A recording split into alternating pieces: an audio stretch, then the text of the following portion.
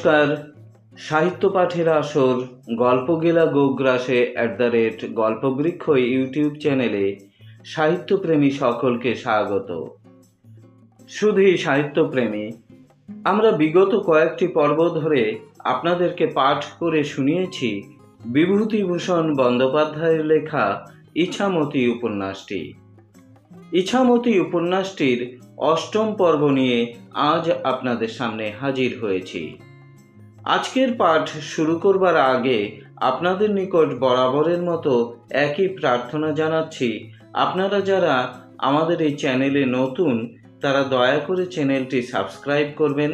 Subscribe করে bell আইকনে চাপ দিয়ে অল সিলেক্ট করে নেবেন, যাতে করে পরবর্তীকালে আমাদের নতুন পরিবেশনার খবর আপনাদের নিকট পৌঁছে যায়।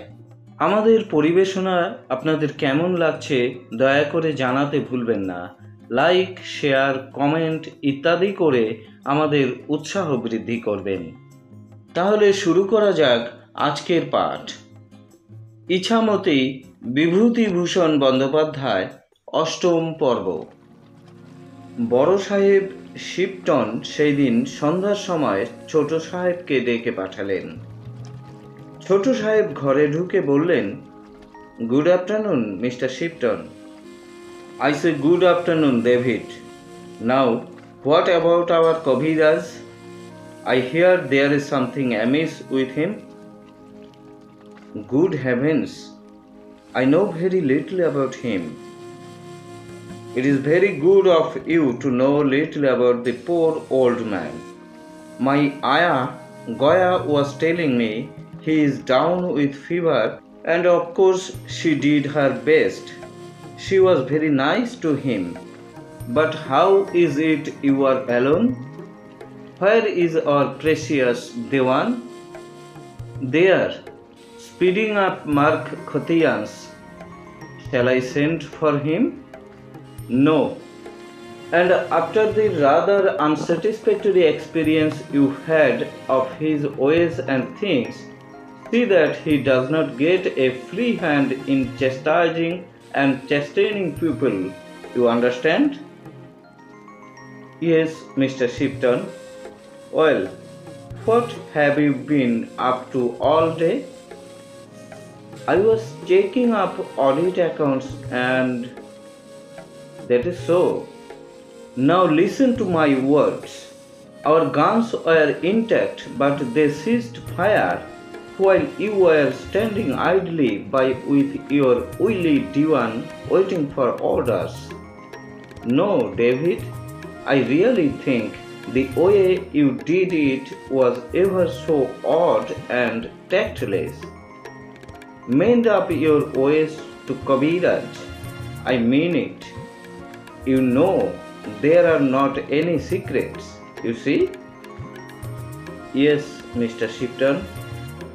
Now you can retire. I am dreadfully tired. Things are coming to a head. If you don't mind, I will rather dine in my room with my missus. Please yourself, Mr. Shipton. Good night. ছোট সাহেব ঘর থেকে বারান্দায় চলে যেতে Shipton সাহেব তাকে ডেকে বললেন, Look here, David. There is a funny affair in this week's paper. Ram Gopal Ghosh, that native orator who speaks like a buck, has spoken in the Calcutta town hall last week in support of Indians entering the civil service. What the devil the government is up to, I do not know, David. Why do they allow these things to go on? Beyond me, things are not looking quite as they ought to. Here is another. You know Harish Mukherjee, the downy old bird of the Hindu Patriot? Yes, I think so. He led a deputation on the other day to our old governor against us planters, you see? Deputation? I would have scattered their deputation with the toe of my boot. But the old man talked to them like a benevolent blooming father. That is why I say, David, things are coming to a head. Tell your precious old Dewan to carve his poop. Shall I order a tot of ram? No, thank you, Mr. Shipton. Really, I have got to go now. দেওয়ান রাজারাম অনেক রাত্রে কুঠি থেকে বাড়ি ফিরে এলেন। ঘোড়া থেকে নেমে হাঁক দিলেন, গুরে। গুরুদাস মুচি সহিস এসে লাগাম ধরলে ঘোড়ার। ঘরে ঢুকবার আগে স্ত্রীর উদ্দেশ্যে ডেকে বললেন, গঙ্গা জল দাও ওগো। ঘরের মধ্যে ঢুকে দেখলেন জগদম্বা পুজোর ঘরের দাওয়ায় বসে কি পুজো করছেন যেন। রাজারামের মনে পড়ল আজ শনিবার, স্ত্রী শনির পুজোতে ব্যস্ত আছেন। রাজারাম হাত মুখ ধুয়ে আসতেই জগদম্বা সেখান থেকে ডেকে বললেন, পুঁথি কে পড়বে? আমি যাচ্ছি, দাঁড়াও, কাপড় ছেড়ে আসছি। দেওয়ান রাজারাম নিষ্ঠাবান ব্রাহ্মণ। গরদের কাপড় পরে কুশাসনে বসে তিনি ভক্তি সহকারে শনির পাঁচালি পাঠ করলেন। শনি পুজোর উদ্দেশ্য শনির কুদৃষ্টি থেকে তিনি এবং তার পরিবারবর্গ রক্ষা পাবেন, ঐশ্বর্য বাড়বে, পদবৃদ্ধি হবে। শনি পুঁথি শেষ করে তিনি সন্ধানী করলেন, যেমন তিনি প্রতিদিন নিষ্ঠার সঙ্গে করে থাকেন। সাহেবদের সংসর্গে থাকেন বলে এটা তাঁর আরও বিশেষ করে করা দরকার হয়ে থাকে। গঙ্গাজল মাথায় না দিয়ে তিনি ঘরের মধ্যে ঢোকেন না পর্যন্ত। জগদম্বা তাঁর সামনে একটু শনি পুজোর সিন্নি আর এক বাটি মুরকি এনে দিলেন। খেয়ে এক ঘটি জল ও একটি পান খেয়ে তিনি বললেন, আজ কুঠিতে কি ব্যাপার হয়েছে জানো? জগদম্বা বললেন, বেলের শরবত খাবা? আগে শোনো কি বলছি। বেলের শরবত এখন রাখো। কি গা, কি হয়েছে? বড় সাহেব ছোট সাহেবকে খুব বকেছে। কেন? রামকানাই কবিরাজকে আমরা একটু কচা পড়া পড়িয়েছিলাম। ওর দুষ্টুমি ভাঙতে আর আমারে শেখাতে হবে না। নীলকুঠির মুখ ছোট করে দিয়েছে ওই বেটা, সেই রামু সর্দারের খুনের মামলায়। জেলার ম্যাজিস্ট্রার ডনকিনসন সাহেব যাই বড় সাহেবকে খুব মানে, তাই এ যাত্রা আমার রক্ষে, নইলে আমার জেল হয়ে যেত। ও বাঞ্চতকে এমন কচা পড়া দিয়েছিলাম যে আর ওকে এদেশে অন্ন করি খেতে হতো না। তা নাকি বড় সাহেব বলেছে অমন করো না। নীলকুঠির জোর জুলুমের কথা সরকার বাহাদুরের কানে উঠেছে। কলকাতায় কে আছে হরিশ মুখুজ্জে? ওরা বড্ড নেকানেকি করছে খবরের কাগজে। খুব গোলমালের ব্যাপার সৃষ্টি হয়েছে। এখন অমন করলে নীলকর সাহেবদের খেতি হবে। আমারে ডেকি ছোট সাহেব বললে, গয়া ম্যাম এইসব কানে তুলেছে বড় সাহেবের। বিটি আসলে শয়তান। কেন? গয়া ম্যাম তোমাকে তো খুব মানে। বাদ দাও, যার চরিত্র নেই তার কিছুই নেই। ওর আবার মানামানি কিছু যে বলবার জো নেই। নইলে রাজারাম রায়কে আর শেখাতেই হবে না কাকে কি করে জব্দ করতে হয়। তোমাকে কি ছোট সাহেব বকেছে নাকি? আমারে কি বকবে? আমি না হলে নীলের চাষ বন্ধ। কুঠিতে হাওয়া খেলবে ভোঁ ভোঁ। আমি আর প্রসন্ন চক্রবর্তী আমিন না থাকলে এক কাঠা জমিতেও নীলির দাগ মারতে হবে না কারো। নবুগাজীকে কে সোজা করেছিল? রাহাতানপুরীর প্রজাদের কে জব্দ করেছিল? ছোট সাহেব বড় সাহেব কোনো সাহেবেরই কর্ম নয়, তা বলে দিলাম তোমারে। আজ যদি এই রাজারাম রায় চোখ বোঝে তবে কালই। জগদম্বা অপ্রসন্ন সুরে বললেন, ও আবার কি কথা? শনিবারের সন্ধ্যাবেলা দুর্গা দুর্গা রাম রাম অমন কথা বলবার নয়। তিলুরা এসেছিল কেউ? নীলু খোকাকে নিয়ে এসেছিল। খোকা আমাকে গাল টিপে টিপে কত আদর করলে। আহা, ওই চাঁদটুকু হয়েছে বেঁচে থাক। ওদের সবারই স্বাদ আহ্লাদের সামগ্রী। একটু ছানা খেতি দিলাম, বেশ খেলে টুকটুক করে। ছানা খেতি দিও না, পেট কামড়াবে। কথা শেষ হবার আগেই তিলু খোকাকে নিয়ে এসে হাজির। খোকা বেশ বড় হয়ে উঠেছে, ওর বাবার বুদ্ধি পেয়েছে। রাজারামকে দুহাত নেড়ে বললে, বরদা। রাজারাম খোকাকে কোলে নিয়ে বললে, বরদা কি মনি, মামা হই যে। খোকা আবার বললে, বরদা। তার মা বললে, ওই যে তোমাকে আমি বরদা বলি কি না, ও শুনে শুনে ঠিক করেছে এই লোকটাকে বরদা বলে। খোকা বলে, বরদা। রাজারাম খোকার মুখে চুমু খেয়ে বললেন, তোমার মারও বরদা হলাম, আবার তোমারও বরদা বাবা। ভবানী কি করছে? তিলু বললে, উনি আর চন্দর মামা বসে গল্প করছেন, আমি কাঁঠাল ভেঙে দিয়ে এলাম খাবার জন্যে। নিতে এসেছিলাম একটা ঝুনো নারকেল। ওরা মুড়ি খেতে চাইলেন ঝুনো নারকেল দিয়ে। নিয়ে যা তোর বৌদিদির কাছ থেকে, একটা ছাড়া দুটো নিয়ে যা। এই সময়ে জগদম্বা জানালার কাছে গিয়ে বললেন, ওগো, তোমারে কে বাইরে ডাকছে? কেডা? তা কি জানি, গোপাল মাইন্দার বলছে। রাজারাম খুব আশ্চর্য হয়ে গেলেন বাইরে যে এসেছিল তাকে দেখে। সে হলো বড় সাহেবের আর্দালি শ্রীরাম মুচি। এমন কি গুরুতর দরকার পড়েছে যে এত রাত্রে সাহেব আর্দালি পাঠিয়েছে? কিরে রেমো? কর্তামশাই, দু সাহেব এক জায়গায় বসে আছে বড় বাংলায়, মদ খাচ্ছে, কি একটা জরুরি খবর আছে।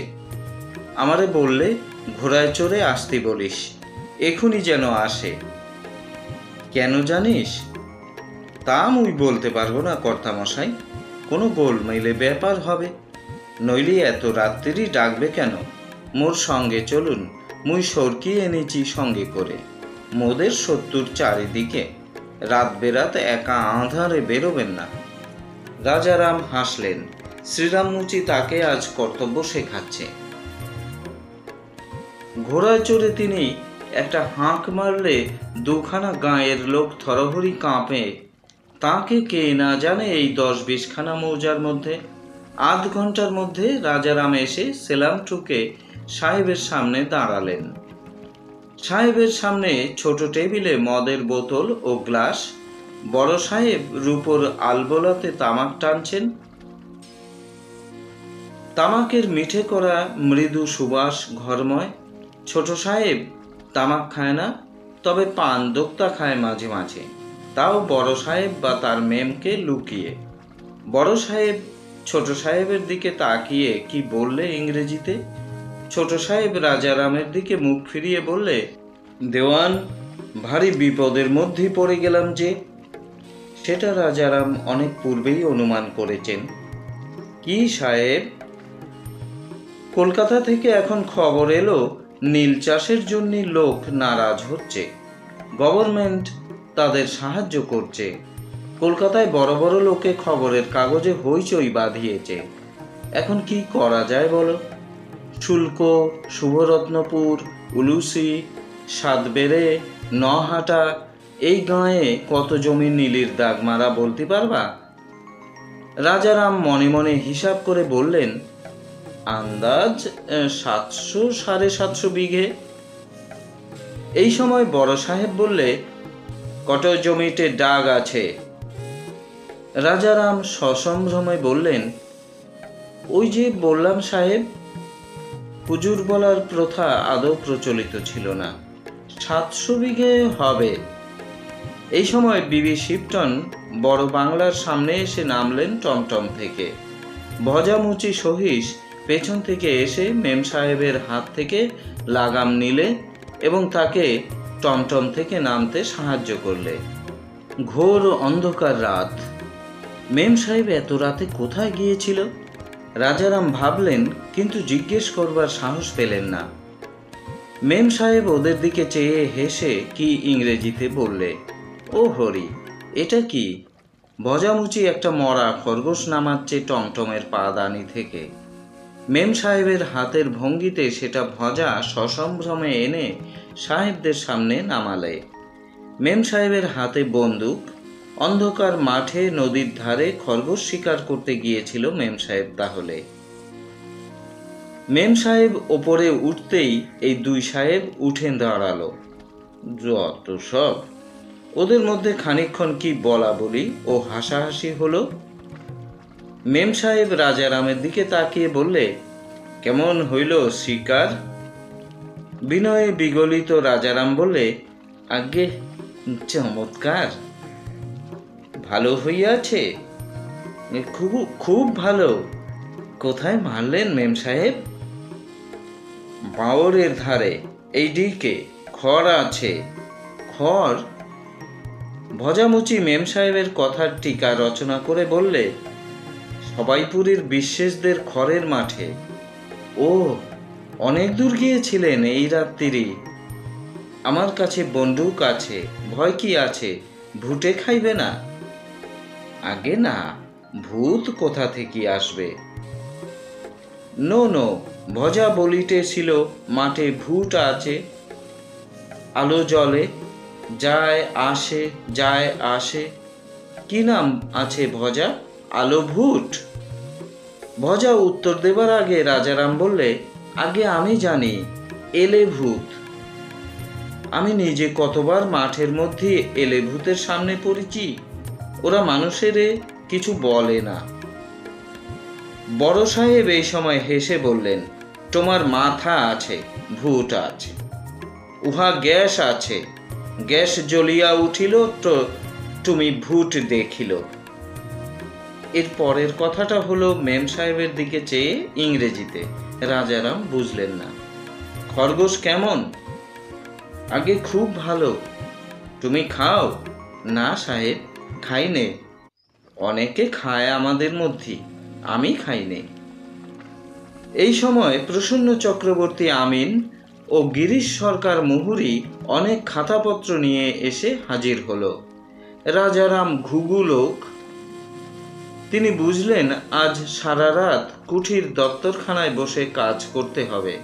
আমিন দাগ মার্কার খতিয়ান এনে হাজির করেছে কেন? দাগের হিসেব এত রাত্রে কি দরকার? ছোট সাহেব কি একটা বললে ইংরেজিতে। বড় সাহেব তার একটা লম্বা জবাব দিলে হাত পা নেড়ে, খাতার দিকে আঙ্গুল দিয়ে দেখিয়ে। ছোট সাহেব ঘাড় নাড়লে। তারপর কাজ আরম্ভ হলো সারা রাত ব্যাপী। ছোট সাহেব, প্রসন্ন আমিন, তিনি, গিরিশ মুহুরী ও গদাধর চক্রবর্তী মুহুরীতে মিলে। কাজ আর কিছুই নয়, মার্কা খতিয়ান বদলানো। যত বেশি জমিতে নীলের দাগ দেওয়া হয়েছে বিভিন্ন গ্রামে, তার চেয়ে অনেক কম দেখানো। জরিপের আসল খতিয়ান দৃষ্টে নকল খতিয়ান তৈরি করার নির্দেশ দিলে ডেভিড সাহেব। রাজারাম বললেন, সাহেব, একটা দরকারি জিনিসের কি হবে? ডেভিড, কি জিনিস? প্রজাদের বুড়ো আঙ্গুলের ছাপ, তার কি হবে? দাগ খতিয়ানে আমাদের সুবিধের জন্য আঙ্গুলের ছাপ নীতি হয়েছিল, এখন তারা নকল খাতায় দেবে কেন? যেসব বদমাইশ প্রজা! নবু গাজীর মামলায় রাহাতানপুর শুদ্ধ আমাদের বিপক্ষে। রামু সর্দারের খুনের মামলায় বাঁধালের প্রজা সব চটা। কি করতেই হবে বলুন? বুড়ো আঙ্গুলের ছাপ জাল করতেই হবে। সে বড় গোলমেলে ব্যাপার হবে সাহেব, ভেবে কাজ করা ভালো। তুমি ভয় পেলে চলবে কেন দেওয়ান? ডনকিনসনের কথা মনে নেই? একখানা আর দু পেক হুইস্কি। একখানা নয় সাহেব, অনেকখানা। আপনি ভেবে দেখুন, ফাঁসিতলার মাঠের সে ব্যাপার আপনার মনে আছে তো? আমরাই গিরিধারী জেলেকে ফাঁসি দিয়েছিলাম। তখনকার দিনে আর এখনকার দিনে অনেক তফাৎ। শ্রীরাম বেয়ারাকে এখন সরকি নিয়ে রাত্রে পথ চলতেই হয় সাহেব। আজই শুনলাম ওর মুখী। ভোর পর্যন্ত কুঠির দপ্তরখানায় মোমবাতি জেলে কাজ চলল। সবাই অত্যন্ত ক্লান্ত হয়ে পড়েছে ভোরবেলার দিকে। ডেভিড সাহেবও বিশ্রাম নেয়নি বা কাজে ফাঁকি দেয়নি। সূর্য উঠবার আগেই বড় সাহেব এসে হাজির হলো। দু সাহেবে কি কথাবার্তা হলো? বড় সাহেব রাজারামকে বললেন, মার্কা খতিয়ান বদল হইল? আগে হাঁ। সব ঠিক আছে? এখনো 3 দিনের কাজ বাকি সাহেব। টিপসইয়ের কি করা যাবে সাহেব? অত টিপসই কোথায় পাওয়া যাবে দাগ খতিয়ানে? আপনি বলুন। করিতে হইবে। কি করে করা যাবে আমার বুদ্ধিতে কুলুচ্ছে না। শেষকালটা কি জেল খেটে মরব? টিপসই জাল করব কি করে? সব জাল হইল তো উহা জাল হইবে না কেন? মাথা খাটাইতে হইবে। পয়সা খরচ করিলে সব হইয়া যাইবে। মন দিয়া কাজ করো। তোমার ও প্রসন্ন আমিনের 2 টাকা করিয়া মাহিনা বাড়িল এ মাস হইতে। মাথা নিচু করে 2 হাত জুড়ে নমস্কার করে বললেন রাজারাম, আপনার খেয়েই তো মানুষ সাহেব। রাখতেও আপনি, মারতেও আপনি। কি একটা ইংরেজি কথা বলে বড় সাহেব চলে গেল ঘর থেকে বেরিয়ে। প্রসন্ন আমিন কাজ অনেকখানি এগিয়ে এনেছে। গিরিশ মুহুরী গদাধর মুহুরীকে নিচু সুরে বললে, খাওয়া দাওয়ার কি ব্যবস্থা ও গদাধর? গদাধর চোখের চশমার দড়ি খুলে ফেলে চারিদিকে তাকিয়ে দেখে বললে, রাজারাম ঠাকুরকে বলো না। আমি পারবো না, আমার লজ্জা করে। লজ্জার কি আছে? পেট জ্বলছে না? তা তো জ্বলছে, তবে বলো। আমি পারবো না। এমন সময় নরহরি পেশকার বারান্দার বাহির থেকে সকলকে ডেকে বললে, দেওয়ানজি, আমিনবাবু, সব চান হয়েছে, ভাত তৈরি, আপনারা নিয়ে আসুন। দেওয়ান রাজারাম বললে, আমার এখনো অনেক দেরি, তোমরা খেয়ে নেও গিয়ে। শেষ পর্যন্ত সকলেই একসাথে খেতে বসলেন, দেওয়ানজি ছাড়া। তিনি নীলকুঠিতে অন্ন গ্রহণ করেন না, স্নানান্ধিক না করেও খান না। এখানে সেসবের সুবিধে নেই তত। নরহরি পেশকার ভালো ব্রাহ্মণ, সেই রান্না করেছে, জোগাড় দিয়েছে গোলাপ পাঁড়ে, তা ভালোই রেঁধেছে। না, সাহেবদের নজর উঁচু, খাটিয়ে নিয়ে খাওয়াতে জানে। মস্ত বড় রুই মাছের ঝোল, 5-6খানা করে দাগার মাছ ভাজা, অম্বল, মুড়ি ঘন্ট ও দই। গদাধর মুহুরী পেটুক ব্যক্তি, শেষকালে বলে ফেললে, ও পেশকার মশাই, বলি সব করলেন, একটু মিষ্টির ব্যবস্থা করলেন না? সে সময় রসগোল্লার রেওয়াজ ছিল না। এ সময়ে মিষ্টি বলতে বুঝতো চিনির মঠ, বাতাসা বা মন্ডা। নরহরি পেশকার বললে, কথাটা মনে ছিল না, নইলে ছোট সাহেব দিতি নারাজ ছিল না। গদাধর মুহুরী ভাতের দলা কোঁত করে গিলে বললে, না, সাহেবরা খাওয়াতে জানে। কি বলো প্রসন্ন দাদা? প্রসন্ন চক্রবর্তী আমিন কদিন থেকে আজ অন্যমনস্ক। তার মন কোনো সময়েই ভালো থাকে না। কি একটা কথা সে সব সময়ই ভাবছে। গদাধরের কথার উত্তর দেবার মতো মনের সুখ নেই। এই যে কাজের চাপ, এই যে বড় মাছ দিয়ে ভাতের ভোজ,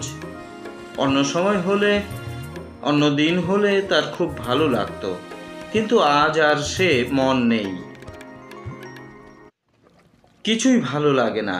খেতে হয় তাই খেয়ে যাচ্ছে, কাজ করতে হয় তাই কাজ করে যাচ্ছে, কলের পুতুলের মতো। আর সব সময়ে সেই এক চিন্তা, এক ধ্যান, এক জ্ঞান। সে কি ব্যাপার, কি ধ্যান, কি জ্ঞান? প্রসন্ন আমিন গয়া মেমের প্রেমে পড়েছে। সে যে কি টান তা বলার কথা নয়। কাকে কি বলবে? গয়া মেম বড্ড উঁচু ডালের পাখি।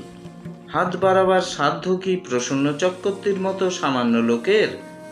গয়া মেম সুদৃষ্টিতে তার দিকে চেয়েছে, এই একটা মস্ত সান্ত্বনা। সুদৃষ্টিতে চাওয়া মানে গয়া মেম জানতে পেরেছে প্রসন্ন আমিন তাকে ভালোবাসে, আর এই ভালোবাসার ব্যাপারে গয়া অসন্তুষ্ট নয়, বরং প্রশ্রয় দিচ্ছে মাঝে মাঝে। এই যে বসে খাচ্ছে প্রসন্ন চক্রবর্তী, সে মানস নেত্রে কার সুঠাম তনুভঙ্গি, কার আয়তচক্ষুর বিলল দৃষ্টি, কার সুন্দর মুখখানি ওর চোখের সামনে বারবার ভেসে উঠছে। ভাতের দলা গলার মধ্যে ঢুকছে না চোখের জলে গলা আড়ষ্ট হওয়ার জন্যে। সে কার কথা মনে হয়? ছোট সাহেবের মদগর্বিত পদধ্বনিও সে তুচ্ছ করেছে কার জন্যে? প্রসন্ন আমিন এতদিন পরে সুখের মুখ দেখতে পেয়েছে। মেয়ে মানুষ কখনো তার দিকে সুনজরে চেয়ে দেখেনি। কত বড় অভাব ছিল তার জীবনে। প্রথমবার যার সঙ্গে বিয়ে হয়েছিল গঙ্গা গেঙ্গিয়ে গেঙ্গিয়ে কথা বলতো। নাম যদিও ছিল সরস্বতী, গঙ্গা হোক সরস্বতী কিন্তু বড় যত্ন করত স্বামীকে। তখন সবে বয়স 19-20। প্রসন্নর বাবা রতন চক্রবর্তী ছেলেকে বড় কড়া শাসনে রাখতেন। বাবা দেখে শুনে বিয়ে দিয়েছিলেন, বলবার জো ছিল না ছেলের, সাধ্য কি? সরস্বতী রাত্রে পান্তা ভাত খেতে দিয়ে লেবু কেটে দিত, তেঁতুল গোলা, লঙ্কা আর তেল দিত মেখে খাবার জন্যে। চড়কের দিন একখানা কাপড় পেয়ে গঙ্গা স্ত্রীর মুখে কি সরল আনন্দ ফুটে উঠত। বলতো, আমার বাপের বাড়ি চলো, উচ্ছে দিয়ে কাঁঠাল বিচি চচ্চড়ি খাওয়াবো। আমাদের কাছে কত কাঁঠাল, এত বড় বড় এক একটা, এত বড় বড় কোয়া। হাত ফাঁক করে দেখাতো। আবার রসকলির গান গাইতো আপন মনে গোঙানো সুরে। হাসি পায়নি কিন্তু সে গান শুনে কোনোদিন, মনে বরং কষ্ট হতো। না, দেখতে শুনতে ভালো না, বরং কালো, দাঁত উঁচু। তবুও পুষলে বেড়াল কুকুরের ওপরও তো মমতা হয়।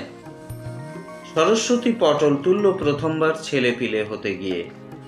আবার বিয়ে হলো রাজনগরের সনাতন চৌধুরীর ছোট মেয়ে অন্নপূর্ণার সঙ্গে। অন্নপূর্ণা দেখতে শুনতে ভালো এবং গৌরবর্ণের মেয়ে বলেই বোধহয় একটু বেশি গুমুরে। সে এখনো বেঁচে আছে তার বাপের বাড়িতে, ছেলে মেয়ে হয়নি, কোনোদিন মনে প্রাণে স্বামীর ঘর করেনি। না করার কারণ বোধহয় ওর বাপের বাড়ির সচ্ছলতা। অমন কেলে ধানের সরু চিঁড়ে আর শুকো দই কারো ঘরে হবে না। 7টা গোলা বাপের বাড়ির উঠোনে। অন্নপূর্ণা বড় দাগা দিয়ে গিয়েছিল জীবনে। পয়সার জন্যে এত, ধানের মারাইয়ের অহংকার এত। সনাতন চৌধুরীরই বা কটা ধানের গোলা? যদি পুরুষ মানুষ হয় প্রসন্ন চক্রবর্তী, যদি সে রতন চক্রবর্তীর ছেলে হয়, তবে ধানের মরাই কাকে বলে সে দেখিয়ে দেবে। ওই অন্নপূর্ণাকে দেখাবে একদিন।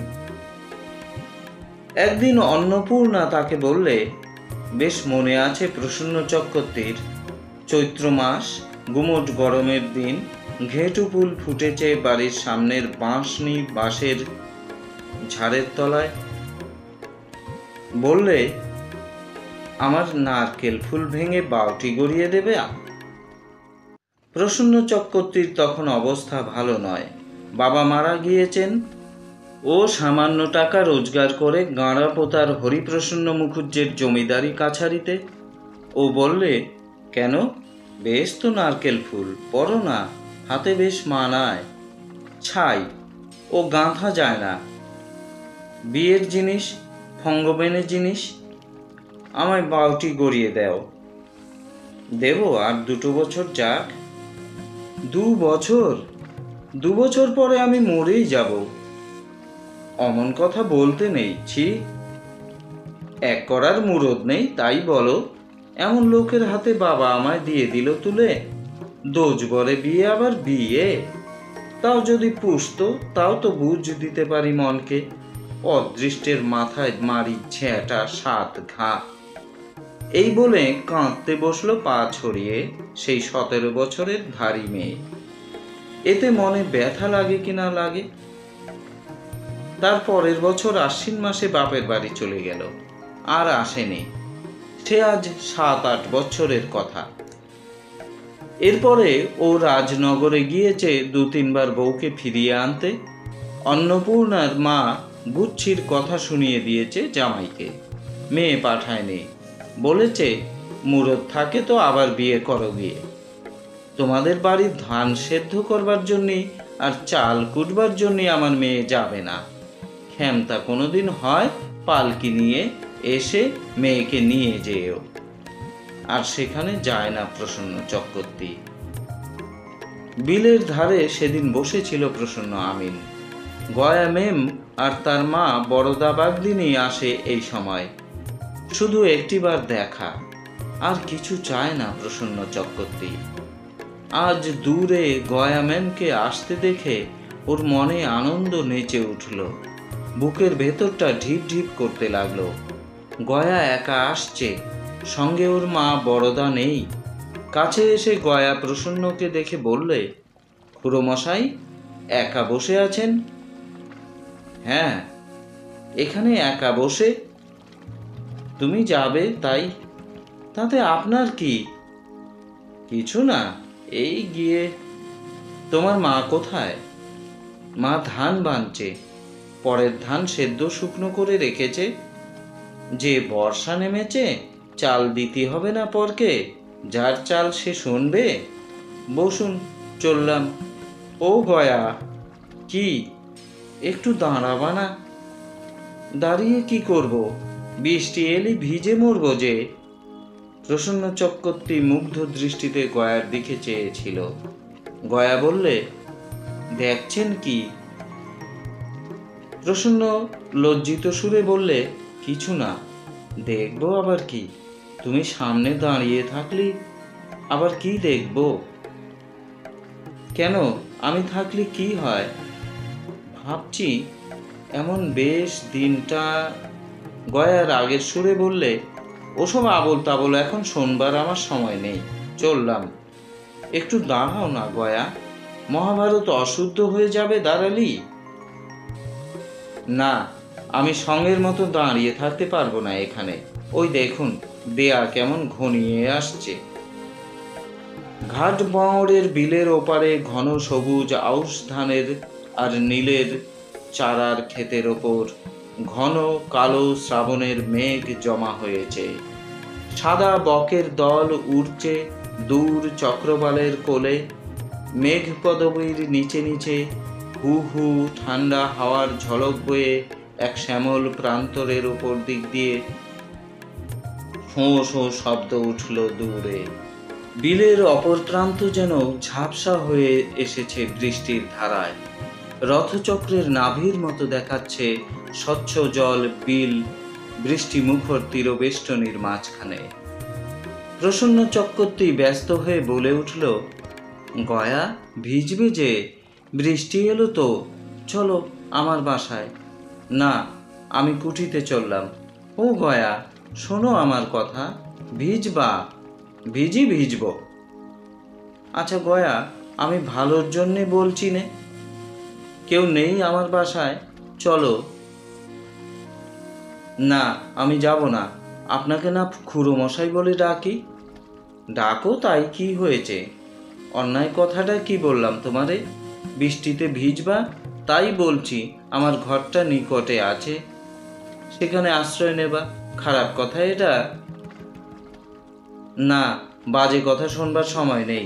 আপনি ছুট দিন। ওই দেখুন তাকিয়ে বিলির ওপারে। আমার উপর রাগ করলে না তো? ও গয়া, শোনো। ও গয়া, মাথা খাও। ও গয়া। গয়া ছুটতে ছুটতে হেঁকে বললে, না না, কি পাগল, এমন মানুষও থাকে? মিনতির সুরে প্রসন্ন চক্রবর্তী হেঁকে বললে, কাউকে বলে দিও না যেন। ও গয়া, মাইরি। দূর থেকে গয়া মেমের স্বর ভেসে এলো, ভেজবেন না, বাড়ি যান খুড়োমশাই, ভেজবেন না, বাড়ি যান। বিলের শামুক আবার কতটুকু সুধা আশা করে চাঁদের কাছে? ওই যথেষ্ট না? শুধুই সাহিত্যপ্রেমী, আজকের পাঠ এ পর্যন্তই। আবার আগামী কোনো পর্বে আপনাদের সামনে হাজির হব। ততক্ষণ পর্যন্ত আপনারা সবাই ভালো থাকুন, সুস্থ থাকুন। চলতে থাকুক সাহিত্য পাঠের আসর, গল্প গেলা গোগ্রাসে গল্পবৃক্ষ ইউটিউব চ্যানেল। শুধু সাহিত্যপ্রেমী, দয়া করে আপনারা লাইক, শেয়ার, কমেন্ট ইত্যাদি করে আমাদের উৎসাহ বৃদ্ধি করবেন। কমেন্ট করে দয়া করে জানাবেন আমাদের এই পরিবেশনা আপনাদের কেমন লাগলো। আপনারা যারা বিভূতিভূষণ বন্দ্যোপাধ্যায়ের ইছামতি উপন্যাসটির সম্পূর্ণ পাঠ শ্রবণের আনন্দ পেতে চান, তারা আমাদের গল্পগেলা গোগ্রাসে @গল্পবৃক্ষ ইউটিউব চ্যানেলে গিয়ে প্রথম পর্ব থেকে সপ্তম পর্ব পর্যন্ত ইছামতি উপন্যাসের পাঠ শুনে নিতে পারেন। ইছামতি উপন্যাসের পরবর্তী পর্বগুলো আপনাদেরকে আমরা ধারাবাহিকভাবে পাঠ করে শোনাব। ততক্ষণ পর্যন্ত আপনারা সকলেই ভালো থাকুন, সুস্থ থাকুন। চলতে থাকুক গল্পগেলা গোগ্রাসে @গল্পবৃক্ষ ইউটিউব চ্যানেল। ধন্যবাদ।